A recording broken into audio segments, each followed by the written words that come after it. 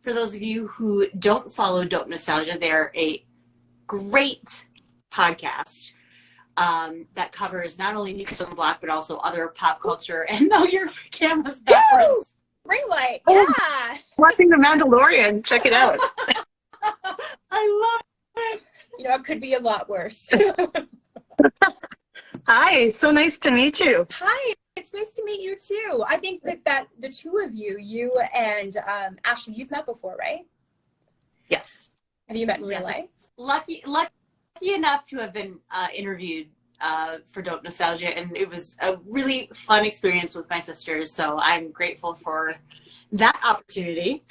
Very nice. Oh, yes, we had a wonderful time.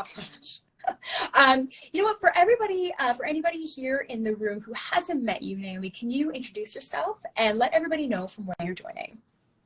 Sure. Okay. My name's Naomi Carmack, and I'm the host of Dope Nostalgia podcast. I just want to say hi to everybody in the chat who's saying hi to me right now as well. I'm from Edmonton, Alberta, Canada. Woohoo! So home of Connor McDavid. Canada rules today. Yeah, that's for sure. So the podcast has been going really well, and it's good to see so many friendly faces here. Very nice. Very nice. Yeah, you have a lot of fans in the chat. Okay, so Naomi, can you tell us what's your Blockhead origin story? How did you become a fan? When? If you even remember? I remember kind of. I think I was around 12 years old when it happened. Yeah. I think I was a little late to the party because Step by Step was already out. My best friend growing up was like, look at this CD I got. You've got to listen to these guys. Oh, this is so awesome. And then we started having sleepovers and watching Hangin' Tough Live. And then they started to grab my heart, you know, started to buy the Bop magazines and Team Beat, and they were all over my walls. And yeah, I was always was a Jordan girl too. So. Oh, okay. When I was a kid, I was a Joe girl, and then I switched. Switched to who are you now? Donnie. Donnie, nice. Yeah. Sorry, Ashley, what were you saying? Oh, I was just going to say that, you know, Naomi says she was late to the party at 12, but we really celebrate anyone who's a blockhead from any age, from a couple years ago to an original. It's just cool to hear everyone's individual stories, but also there's a lot of people who started as one, bopped over to another. Yeah. As we lane change. Yeah. Swerve, I think we call it a swerve. But there's a lot of blockheads too that didn't even discover them until the reunion. So it doesn't really matter when you joined in. I think it's just fantastic that you did. And I've never experienced the love of a fan community like this one. Which is the way people treat each other. You're part of so many communities. Being your podcast is not just a New Kids podcast. It's a kind of a pulp. Well, how would you describe it? How would you describe what you do for your podcast? It's a grand, huge love affair for all things 90s, like music-wise. Music-wise, I go for the obscure one-hit wonders, the big stars. I want to talk to everybody and talk about all of these artists and the impact that they had on us at that age, because we were in our formidable years and figuring out what we loved. So that's pretty much what it's focused on. And yes, it's very New Kids heavy. You did an episode on, they're called the West End Girls, right? West End Girls, that's the Canadian girl group. I was like, oh my God, I wasn't just imagining it. What about Candy? Have you ever done an episode on Candy? I am trying to get Candy. I talked to her keyboard player, Candy in the Backbeat, and he said he'd be interested. Pure Canadiana, people. Like this is Canada. You know, what would be also a really good Canadian get would be Before 4. Yeah. But those boys are not. They're probably they're busy doing something. I don't know. But it's true. Like, there's a lot of Canadian artists on the show that a lot of the Americans might not have heard of, but it's kind of cool to be able to reach an international audience, showcasing all these people who influence Canadian pop culture as well. Can we just talk a Canadian artist just for another second? What about, do you remember Too Bad to Be True, TBTBT? Yes, I do. Find them. Oh, That is amazing. That would be hard. I think I only remember one song of theirs, but that they were kind of like crisscross, kind of like these young boys. And I think, wasn't there like 4 of them or 3 of them? I picture them as a boy band, yes. But who was the artist who sang that song? It's just my luck. She's got someone else in mind. Do you remember that one? I do. And I don't remember who it is. So you Canadians out there, if you know that maybe chorus. Megs knows. It's just my luck. Someone just said Under a Latin Moon, which is a great Candy reference. I caught that. Remember Joey? So, Joey? yeah. With the 2 E's in the accent? Yeah. You're actually totally lost on this right now, aren't you? Yeah. Yeah, sorry. We'll get back to the conversation that we had planned. Oh. Okay, so how did you get into podcasting and broadcasting? Well, I was on a podcast with a couple friends as a guest regularly, and then I was like, wow, well, this is a fun thing to just have a conversation with your friends, maybe have some drinks, record it. Why not, right? So then I was like, okay, why don't I do something about what I'm passionate about? And that's where I started putting it together in late 2019. Okay. Because you want to plan things out ahead of time, have a few episodes on the go before you release it. So I started early. Sorry, were you going to say something? No, I think it's so cool. Like, what kind of equipment did you have to buy to start, or how much preparation you had to have? Like, you thought have a couple episodes in the queue to go. Was there anything else that like kind of was interesting about starting a podcast that has become quite successful? Thank you. Well, I had a few of the things already because I was the singer in a rock band for many years. So I had like the microphone I needed, just some of like the other equipment, just kind of like bits and pieces here and there I had acquired over the years. And I'm like, okay, I'm going to put this to use. I had taken a recording production course years ago. So I'm like, finally, I get to use what I've learned. And then it was a matter of, okay, I'm just going to make a podcast where I talk to friends about like one-hit wonders from the 90s. That was the original thing. I wasn't even going to think about talking about the big stars. Yeah. But then as it grew and I started talking with friends, I'm like, what if I actually approach some of these people and see if they're free? We were just hitting 2020 and there was the talk of COVID coming, and this was before lockdown. I had already gotten about 2 or 3 episodes done, and then all of a sudden everything shut down. No musicians are traveling there, no one's touring. So I was like, okay, well, we've got all this time on our hands. I'm going to reach out to people. And a lot of the celebrities were like, yeah, we're not doing anything. Let's do it. So if there was any kind of silver lining for me during that time where I was like, I was one of those people who was really scared and didn't want to leave the house. It was affecting my mental health. And the podcast gave me an outlet to still enjoy my life while being stuck inside. Right. And connect with other people, right? Yeah. Yes. I looked up It's Just My Luck, and it was VIP. Oh, it sounds vaguely familiar. What a generic name, hey? Right? I have to go back and look at the video because I can't visualize them at all. But yeah. Nope. VIP. There we go. I'm glad you looked that up. Yeah. We'll get them on the show. Yes. After Candy. Yeah. So, yeah. Candy's would be a big get, actually, because I think there's a lot of people who want to know what she's up to. She'd be a big get for sure. Okay, sorry, Ashley. No, I'm like, I have no idea who you guys are talking about, but I'm going to start making lists of like, I got to check out Candy. I got to add these to my Amazon playlist to figure out who are the hot Canadian artists from the 90s, and I love it. Alanis's first 2 albums.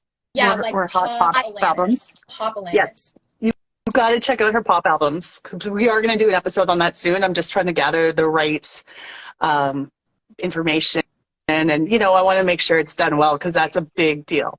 Well, did you see the documentary, the Alanis documentary last year? I don't think so. Yeah, you should see it. It's on, it's an HBO one. I think, I watched it on Crave. If you have Crave, it's on there. It was so good because it gets into her pop stardom, and like when she was on You Can't Do That on Television. So you'd get a lot of useful information from there for sure. Elena says never too hot. Exactly. Right? She knows. Never too cold. Yeah. Yeah. Okay, so who are some of like your most favorite guests that you've been able to interview on your podcast? Oh, we had Vin Rock from Naughty by Nature. Mm-hmm. Yeah, shout out to Katrina for making that happen. And Alana Miles was a big one. Alana Miles is kind of, I think people in the US have heard of her because of the song Black Velvet. Black Velvet, yeah. That was a big one, especially because she's one of those people that was so huge at the time, and now people were like, what happened to her? She ended up becoming partially paralyzed from like the neck, like her neck, like she can't lift her head anymore. Yeah, I saw her on TV a few years ago performing, and I was like, huh, and then I looked it up and I saw that, yeah. I think she'd gone to the chiropractor one too many times or something like that. Yeah, that's the story. I didn't really talk to her about that because that was kind of one of those self-explanatory things, and I don't really, I try to keep it positive. Yeah. But just the story she could tell about what it was like being in the music industry and how she was treated as a woman, and she dated Robert Plant of Led Zeppelin. She did some stuff. Like, it was really cool talking to her. Sass Jordan, someone said. It's like Sass Jordan is on my list. Yeah. But I've approached twice and she wasn't doing interviews at those times. So one day. Yeah. What about, do you interview exclusively musicians? Do you talk to actors? There's been a couple of other personalities? Episodes that weren't musicians. One of them was I did an episode about the show Mr. Dress Up. Yeah.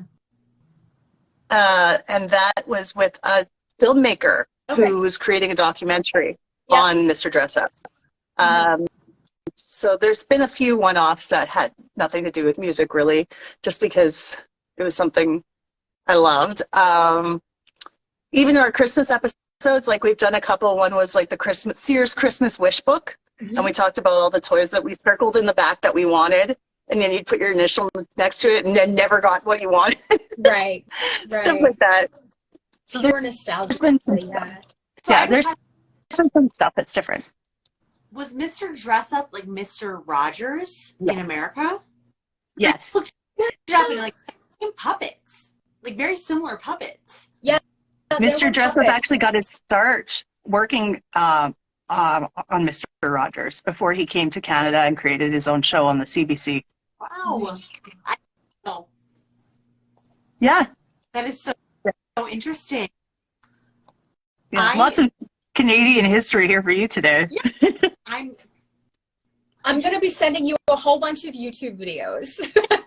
Actually, so you can like see what we're talking about here. Candy, West End Girls, Mr. Dress Up. Okay, I got it. Mm-hmm. Our friend Grace Webb, who has joined us on the show before, always says that she's from North Dakota. Okay. That's what Canada is. North Dakota. So I'll say I'm from South Canada. Mm-hmm. So I need to learn about all these Canadian things that I don't know about, like Mr. Dress Up. I'm excited. Mm-hmm. Someone commented about Mr. Dress Up being from 1967. That is true, but his show was still on into the 90s until he retired in the early 2000s. I think he passed away in 2001. So that's why I still went ahead and did a Mr. Dress Up episode. In case you were wondering, well, that's not 90s. That's why. It's all part of our childhood. Mm-hmm. Yes, exactly. We grew up on it. It matters to us. So, okay. So on your podcast, you've interviewed quite a few people through the music industry, obviously, especially the Canadian music industry. But you've interviewed some people who are kind of new kids adjacent. Who have been some of your favorites? Oh, Brendan Wahlberg was on the show last year. And what I wanted to do with that is talk to him about, of course, like what it was like growing up in the family that he grew up in and doing the Wahlburgers show and everything. But I also wanted to promote his music because he's very active making his own hip hop music right now. And so I played some clips of his songs and wanted people to know where they could get it. And he was such a sweetheart. Really, really cool guy to talk to. So there's Brendan. I'm still working on some people. You guys know Law, of course. Law's been on the show a couple times.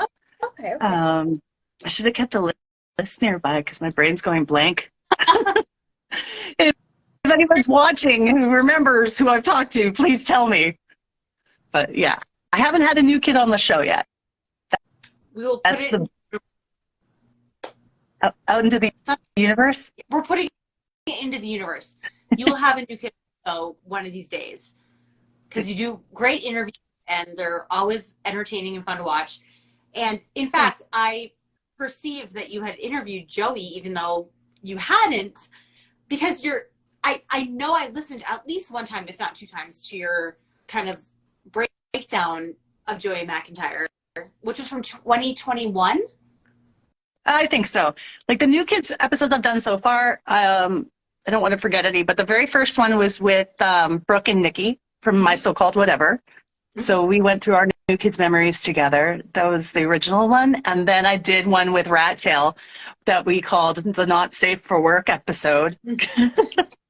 Episode number 69. And we kind of watched some live videos of new kids together and we were drunk, and it was the first time that I had ever talked with Adrian and Chris, and we just bonded and we had an amazing time. Then I did an episode on Jordan Knight's first solo album with Amanda Knight from No More Games Radio. Cool. And then the Joe McIntyre one was with Raven, that Wahlburgers chick from NK Airplay. So that's where we're at. And actually, you were on the cruise, right? On the 2022 cruise? Yeah. That was my first cruise. Oh, okay. First cruise. I remember during, I think, Rat Chat. Wasn't during Rat Chat that Donnie gave a shout out to the different creators who were also on the boat, and he gave like My So-Called Whatever shout out, and he gave you a shout out too, right? Yeah, he made my dreams come true. Like, I was just like, after he did that, I was like shaking. I was so excited that he remembered and shouted it out. So it meant a lot to me. And I told him at the photo op the next day too, I'm like, you made my life yesterday. Thank you. So yeah, it was huge. Yeah. It's always so nice to be recognized for like the work you're putting in. And you've done how many episodes now? Well, Kevin just pointed out, I did do a Mariah Carey episode with you. That's correct. We are at episode 169, just coming out this week, with Angel from the Cover Girls as my guest. Oh my gosh. Oh, and she told me some stories about when she opened, with the Cover Girls opened for new kids, just some like little fun anecdotes. Ooh. Nothing too spicy, just how much she loved them and stuff. So it was cute. Okay, so before we get too far in, and normally we ask this at the end, but since you just mentioned it, you have an upcoming episode 169. Where can people find that and find your podcast as they're listening to you talk about it? If you just go to dopenostalgia.com, all of the links are there to my social media, as well as the links where you can listen. You can find it on Spotify, Apple Music, Stitcher, iHeartRadio, anywhere you want to listen to your favorite podcasts. Just search Dope Nostalgia. And our YouTube channel has a lot of the videos of some of the interviews I've done, as well as I have a featured artist playlist to show some of the music that each person who's been on the show or talked about has done. So I try to keep it all organized under dopenostalgia.com. So I would love it if you guys who are watching today give us a follow and just write me a message and say hi, and it'll be wonderful. Well, and you're joining. So that's your assignment, everyone. Yep. Yeah. You're joining from the Instagram page too, that has a lot of the links to all these things. So if anyone's watching, you go to the left-hand side, the little arrow down, click on that, you'll see Dope Nostalgia. Click on that. You can join and follow Naomi and all of her fun. And so, all the people who are watching. Yeah, I did. The drummer, Gina Shock. Wow. That was a big one. That one was like, I was like nervous as hell. She was so wonderful though. Okay, so then that feeds into my next question. Do you typically get nervous during your interviews, or like does it like depend on who the interview is? Yeah. It depends on the first 5 minutes of the interview, really, because like that kind of sets the tone. Right. I'm nervous if it's somebody I've admired for years. So I kind of stick to the script in the beginning until I sense out how comfortable I feel. Yeah. Some people make me nervous. Some make me feel completely comfortable. Mm-hmm. It's just like anyone you meet, really. Right.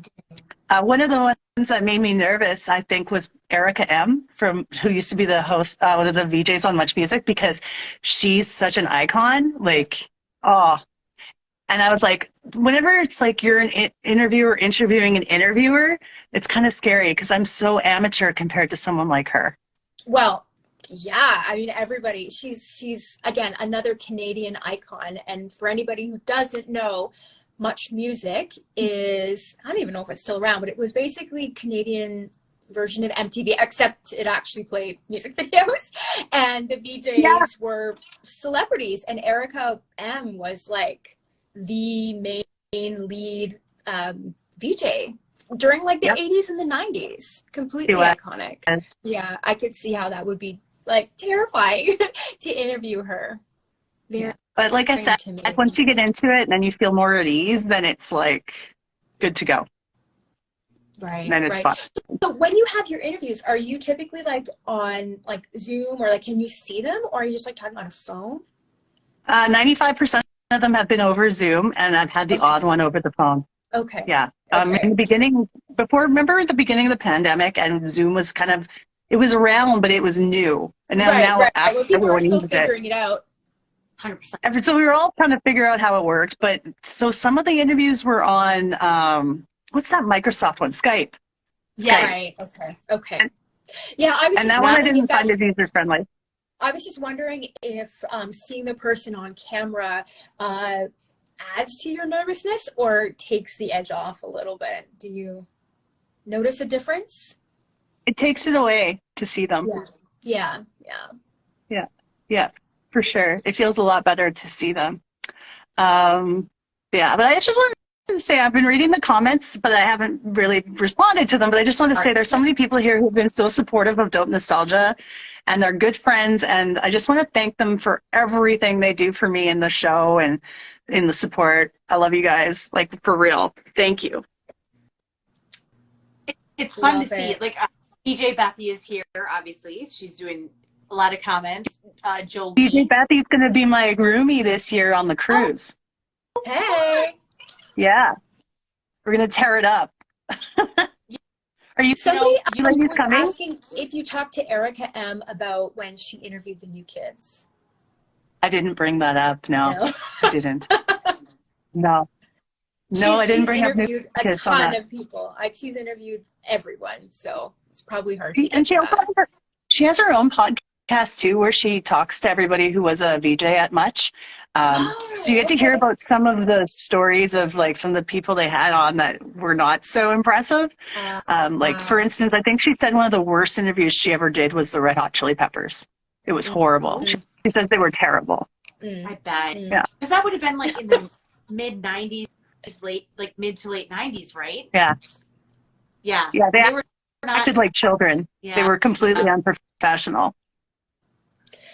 Okay, so speaking of like, unprofessional guests or guests that are kind of hard to wrangle, what's the most challenging part of doing a podcast, whether that's conducting the actual interviews or the logistics or scheduling people? Oh, yeah. Definitely scheduling. Scheduling is probably the hardest part, and making sure that I get it out on time. Oh, yeah. Because I've been considering going to every 2 weeks since I'm a weekly podcast, just because life is busy. Yeah. But I don't know how people would feel about that. And I do this show because I love it. Like, so it gives me that outlet. Going up to every 2 weeks would be like, no, I want to do every week. Well, you could try it and see how it feels, but you'd probably miss it. That is the great. Well, it's two things. It's a great thing about the like post-COVID internet world that people are consuming media visually or audio at a much higher level than they ever were prior. Sure. Like live, not a thing. That, and then Bethy also mentioned that every Friday at 5? I don't think she specified, but your podcast actually plays on hold on, let me find her comment. On No More Games Radio, it's on every Saturday at 5 p.m. Eastern. Yeah. So radio.com, correct? And then yes, they can find NoMoreGamesRadio.com. Yes, replaying there every week too. So for now, they can kind of catch up on your content. They can go to your podcast site. They can go to Spotify or, you know, any of the places that you can find your podcast and kind of catch up on all the great episodes. But also, you know, that's kind of a nice thing if you wanted to slow down and do every other week. There's plenty for people who are just finding you to catch up on. Yeah. For people who love kind of recap, plenty of comments have been about, I need to go back and watch that episode or listen to that episode. Actually, that's a very, very good point. The fact that there's already so much of a back catalog that if you're just discovering the show, it's not like you're going to run out of material for a while. Yeah, people aren't going to be deprived. That's for sure. Yeah. It's been a huge labor of love for the last 3 years. So I'm not seeing an end to it. I just want to keep going with it. I have a few friends who are regular guests on the show as well. You should come on the show too, Mel. Like, that would be amazing. It's so much fun. Only if we can talk about Canadian stuff. I'm totally down. That would be amazing. Perfect. And actually, Jen was asking, who is your dream interview? I mean, I'm sure you probably have plenty, but if you could. Okay, I'll say 3. I'll say Paula Abdul. Mm-hmm. Because she was such a queen to me as a child. Paula, John Bon Jovi. Mm-hmm. Oh. He was other than New Kids, he was my first, like, love. I would die. They're my favorite band. Bon Jovi, like, rock band. They're my favorite rock band. And some people are in the chat predicting the third. Oh, of course it would be Jordan, but I'd be so terrified of him. Oh, man. I think Donnie would be easier to talk to, and I'd love to talk to Donnie. I was going to say Donnie is number 3, actually, because I think our conversation would be amazing. He'd have so much awesomeness to share, like good stories. And yes, I want to interview Jordan, too. We all probably heard him on Frosted Tips a couple weeks back. Yeah. Right? And it was I was so happy with that interview too. You know what? He said that he frequents YouTube, so maybe he's watching and listening to your episodes on YouTube. Maybe he stumbled across him there. The first thing I was thinking about when he talked about YouTube, it was like, he better be watching Rat Tail. He's got to be watching Rat Tail.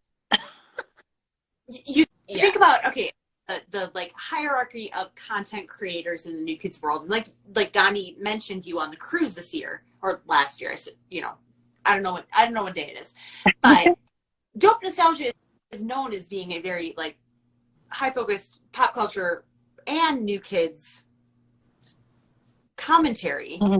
I would think Jordan's seen your show or heard it. Yeah, would that be cool? I don't know what he would. Oh, that weird. We get pretty thirsty though. I don't know. I don't know if I want him to see. It's his fault. It is his fault. You're correct. You don't do the whole like shirt every concert for 35 That's what I was years. about to say. Then keep your shirt buttoned up and don't, gyrate in front of a fan. He knows what we want. Exactly. So if we weren't thirsty, he'd probably be wondering what he's doing anymore. So I get it. You mentioned that you're going on the cruise this year. It'll be your second cruise. Do you have any other New Kids related things lined up? BlockCon. Oh, are you ladies coming to BlockCon? Yes. Yeah. Good. I'm so excited to see you both. And are you both coming on the cruise too? Yeah.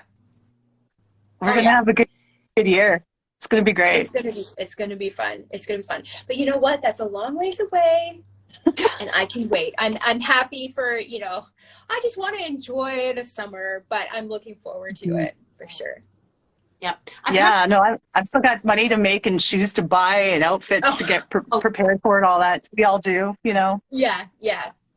To plan for.